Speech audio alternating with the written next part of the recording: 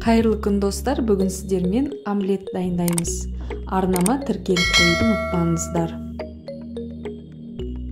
Ең алдымен көк жуаны, қызыл бұрыш, колбасаны осылай төртбұрыштап турап аламыз. Табағымызға жұмыртқаны жарып, туралған заттарымызды барлығын салып, татымына қарай қара бұрыш, тұз сеуіп, жақсылап араластырып аламыз.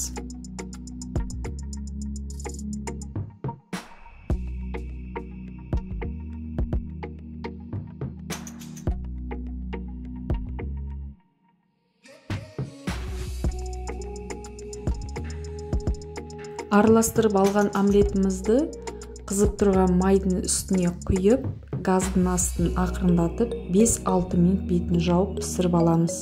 Осымен омлетіміз дайын болды. Астарыңыз дәмді болсын.